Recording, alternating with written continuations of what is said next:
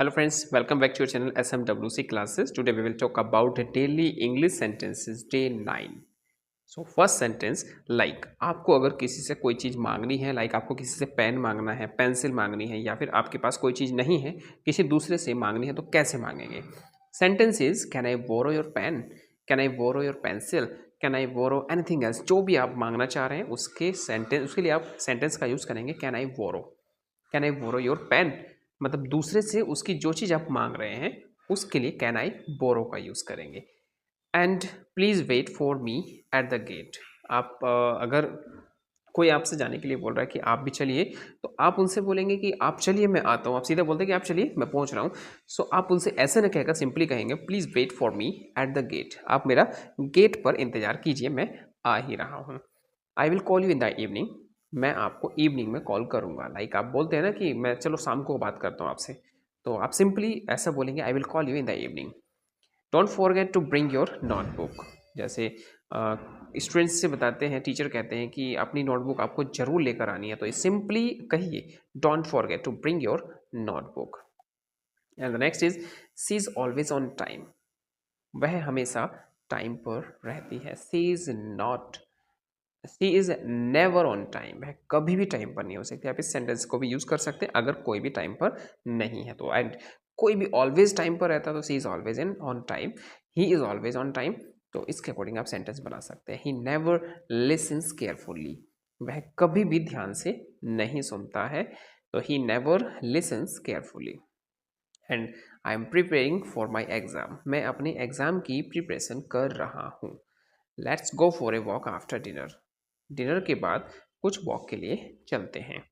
The teacher explain it very clearly. Teacher ने इसको बहुत ही क्लियरली एक्सप्लेन कर दिया था। The teacher explain it very clearly. Why don't you know about the answers of this chapter? Teacher ने इस chapter को बहुत ही क्लियरली एक्सप्लेन कर दिया था। आपको इनके क्वेश्चंस के आंसर क्यों नहीं पता है? The teacher explain it very clearly. Why don't you know the answers carefully?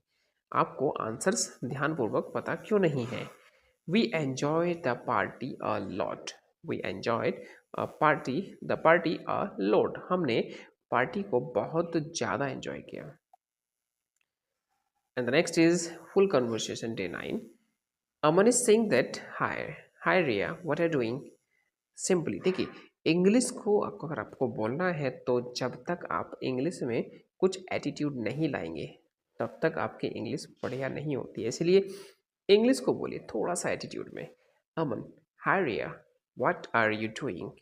So simple, Aman hi Riya, what are you doing? Aman बोल रहे हैं hi Riya, what are doing? आप क्या कर रहे हैं? Riya is saying that hi Aman, I am preparing for my English exam.